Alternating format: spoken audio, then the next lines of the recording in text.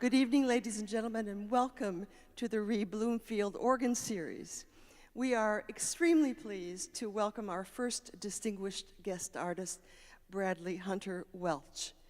A native of Knoxville, Tennessee, he holds the Doctoral of Music Arts, Master of Musical Arts, and Master of Music degrees, as well as the coveted Artist Diploma from Yale University, where he studied with Thomas Murray and Martin Jean.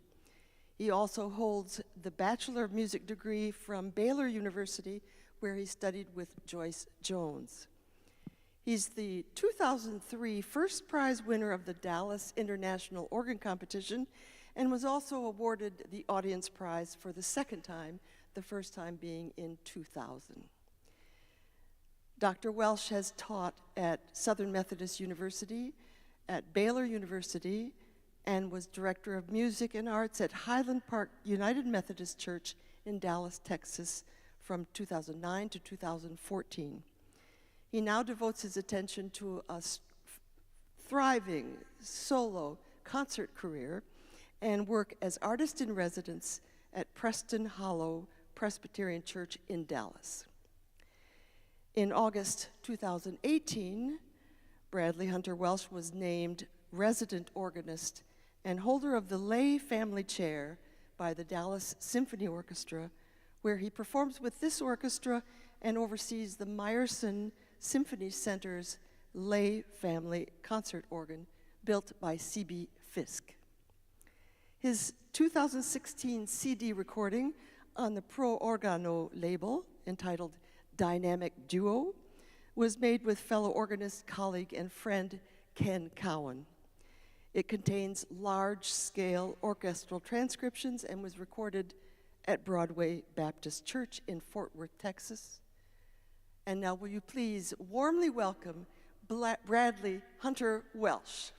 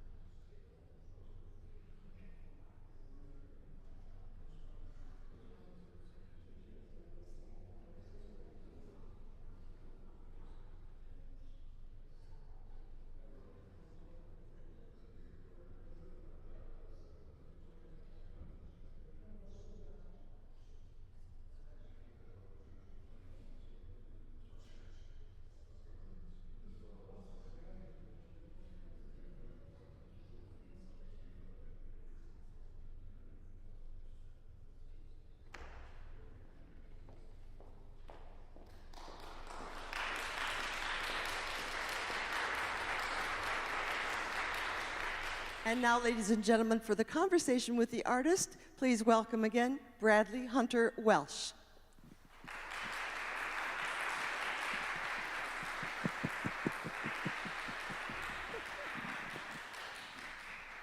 We are so very pleased and honored that you are here to play for us.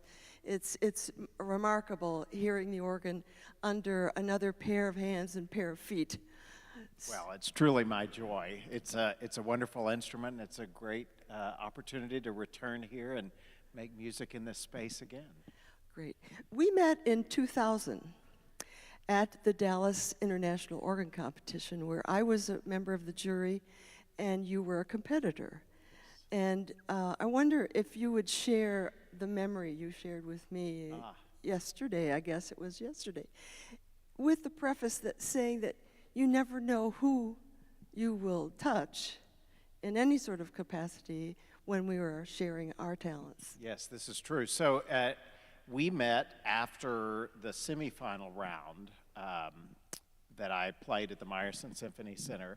And one of the wonderful things about that competition was that we had the opportunity to speak with the judges after we performed. And the judges didn't know when they were writing the scores, who was playing, but then afterwards we could meet them face to face.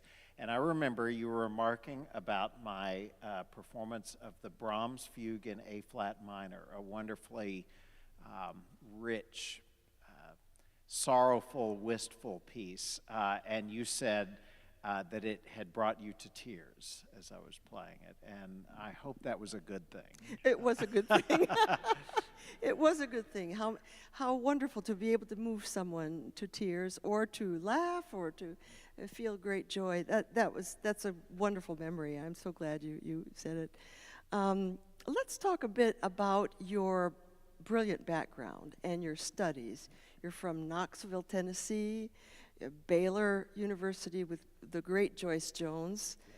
And then Yale, no less than 4 degrees from Yale, studying with my good friends Tom Murray and Martin Jean. What can you tell us about that journey? Well, I really got interested in the pipe organ in middle school, and wanted to be an ophthalmologist for my profession, but thought I could play in a church on the side. So I was looking at schools that had good pre-med and organ.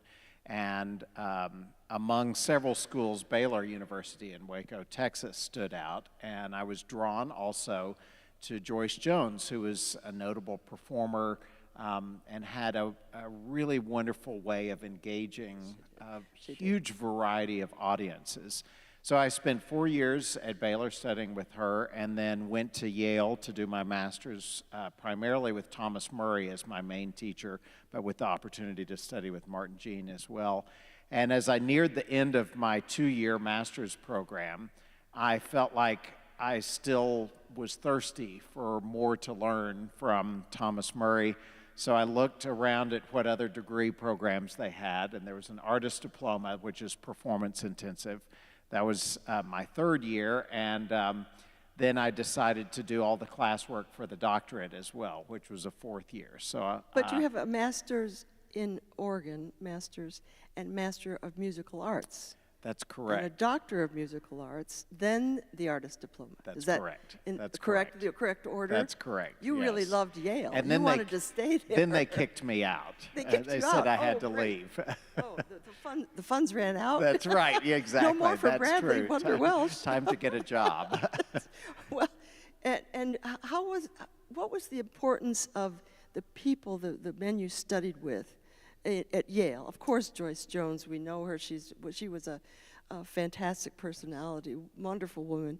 But your teachers and the organs on which you learned, you studied, and you performed, because there are quite a few at Yale. Yes. Including Wolsey Hall.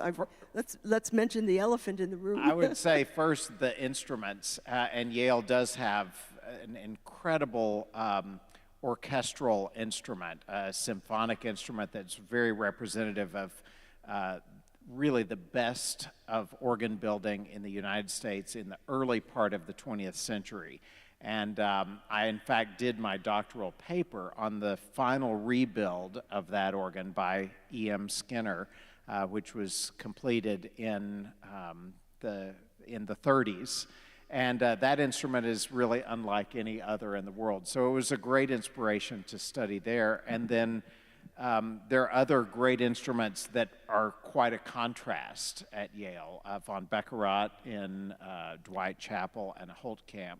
To cover all musical periods Exactly. in organ history. Exactly. And then to study, I was drawn to study with Thomas Murray because I had heard two of his CDs, The Transcriber's Art and The Symphonic Organ, both of which were all transcriptions, pieces not originally written for the organ, but that Tom played on the organ.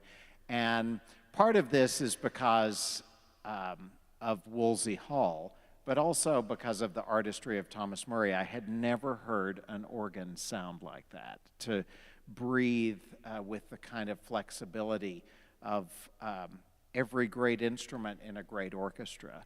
And I wanted to learn how to do that. Yes, yes.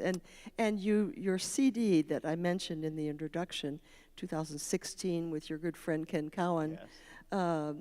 That was an offshoot of your first learning the art of transcription and playing on this vast symphonic instrument. That's in correct. Wolsey Hall. Yes, yes. And Ken and I first met at Yale when that's right. we both Yes. entered as students of Thomas Murray the same year. And so that friendship really led to this forming of an organ duo. And I would say half of the music that we play are transcriptions. Well, and let's say Ken Cowan, maybe you're watching tonight, Ken, is in Houston at Rice University That's and right. teaches organ there. That's right. A great friend. And let's go to what you're doing now, because you have the best of both worlds. I suppose we could say first, how much did it mean to you and your career winning the 2003 Dallas International Organ Competition? Did that propulse you into that organ concerto world in auditoriums? And then there's your church music career as well. Yes, I would say most definitely that 2003 competition really launched my concert career. The interesting thing, you can look back to the seeds that were planted in life and how those are cultivated and bloom. When I went to Baylor as an undergraduate in 1993, the organ at the Meyerson Symphony Center was relatively new, as was the Symphony Center. And so when a lot of my friends would go down to party in Austin, Texas on the weekends, I would go north to Dallas to go to symphony concerts and hear the organ. And it was always a joy to sit there and think, wow, what an incredible instrument. I would love to play that someday. And I would come up and hear Mary Preston, who was the organist. Who's played here before. Who's played here. A great lady, great organist. She was the organist of the Dallas Symphony. I heard her play pieces, and I remember thinking, wow, I would love to play that organ someday. And then I had the opportunity in the Dallas International Competition, and that really led to me moving to Dallas. Someone had heard me play in the competition and offered me a job there at a large wonderful. church. And one thing leads to another, and now I am the curator of that very instrument that inspired me so deeply. A dream come true. Truly. And what are your duties there, very briefly, because Yes. we can imagine. So part of it is being curator, which is just ensuring that the instrument is always kept in A++ condition, because it's used not only by the symphony, but other groups that come in. And then we have recitalists who perform. So part of it is ensuring that it's kept in great shape. And then also, whenever the orchestra needs an organist as part of the orchestra, Yes.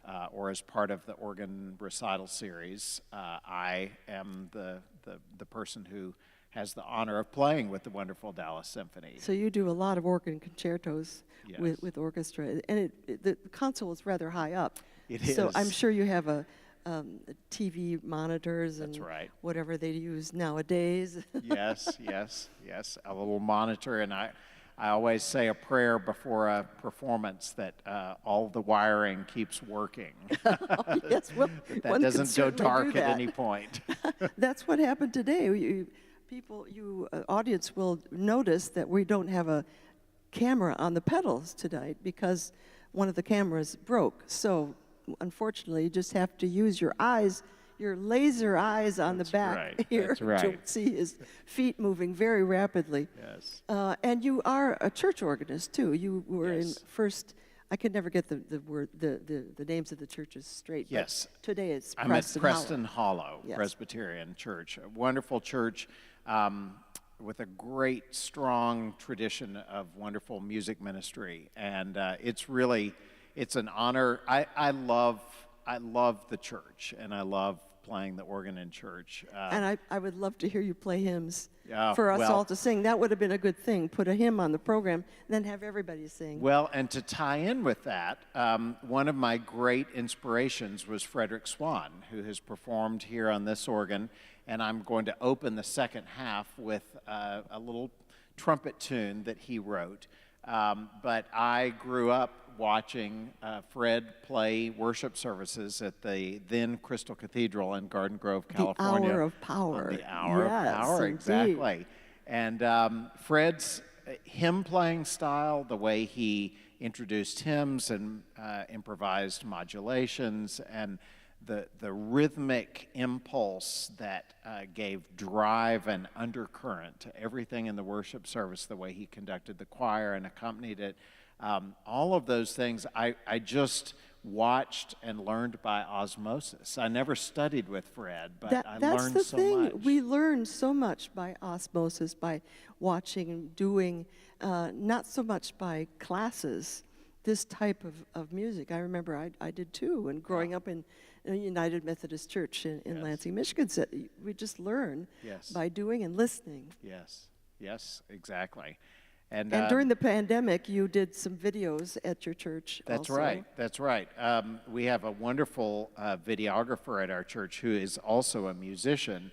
And my colleague, Steve Jobman, who's the director of music, had the idea of doing little episodes of performance and discussion about the music, kind of a peeking behind the scenes of what goes into making music on the organ.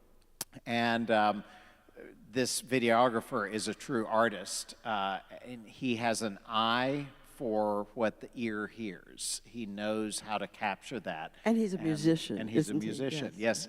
yes. He is an incredible euphonium player.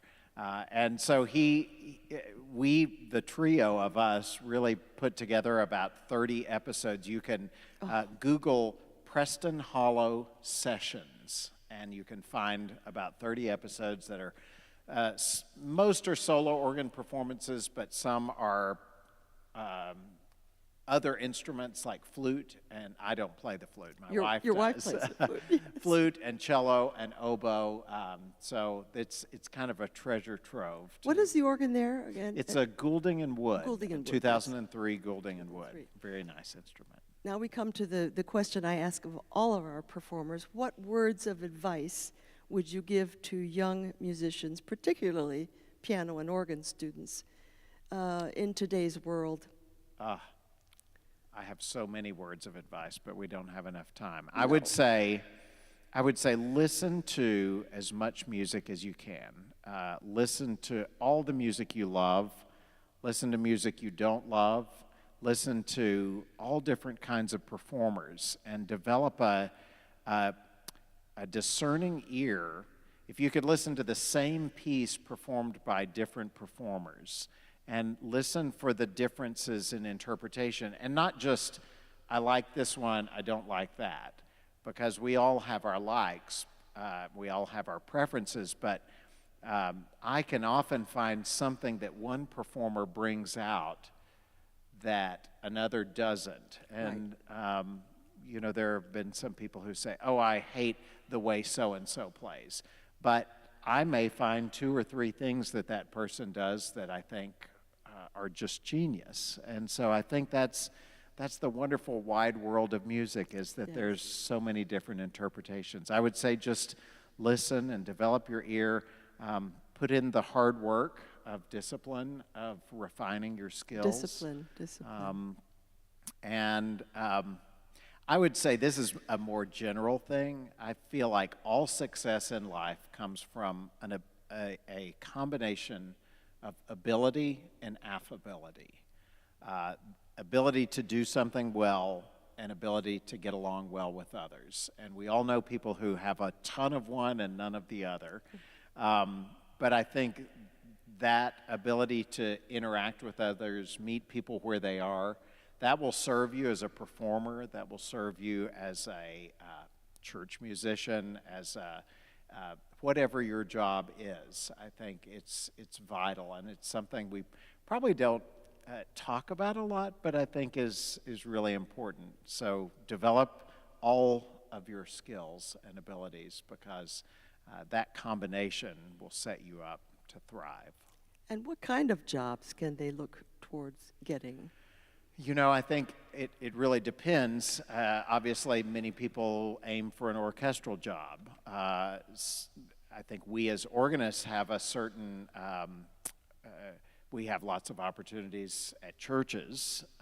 There are churches in need of good organists, great organists to play organs. And to be a good organist, you should be a good pianist, too. You should be a good pianist, Don't neglect that instrument either. Exactly. And then I think, you know, that we have to teach. We have to share what we have learned.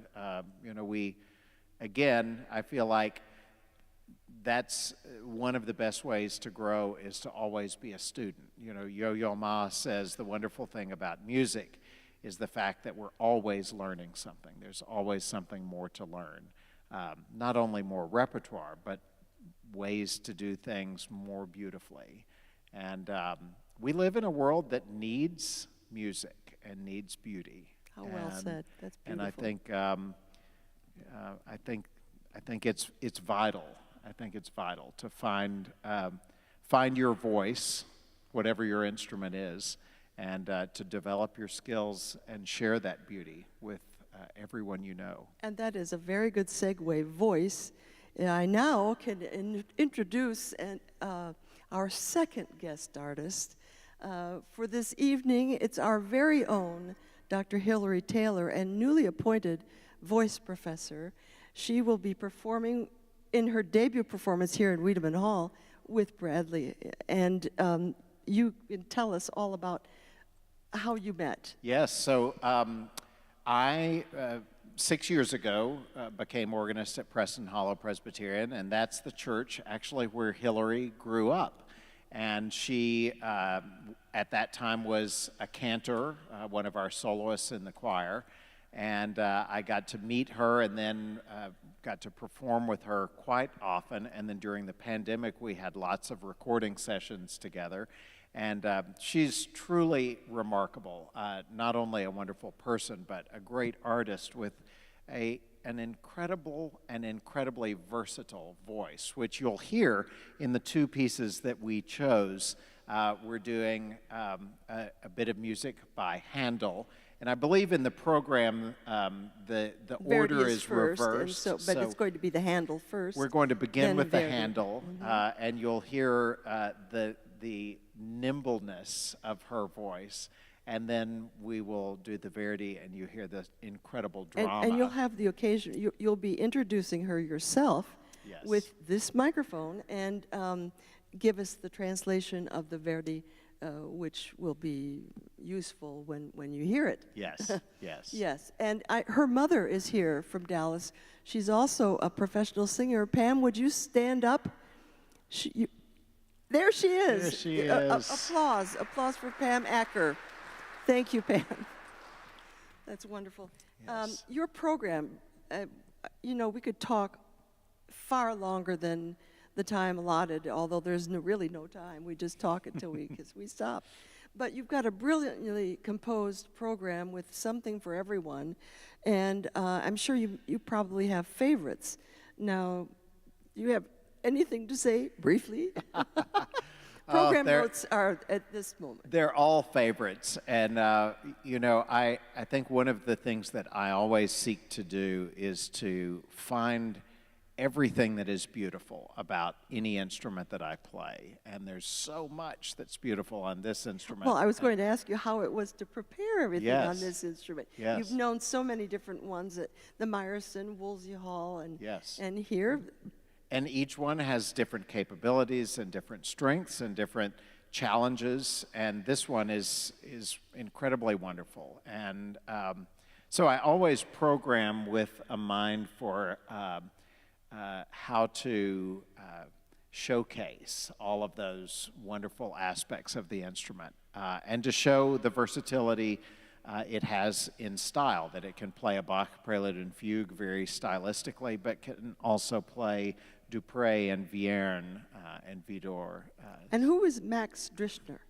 Max Drischner is a little-known German-born composer who wrote in a great variety of styles. The piece that I played, the variations, are very folk-like in their simplicity, but he wrote some pieces that were quite harmonically complex. It was really interesting.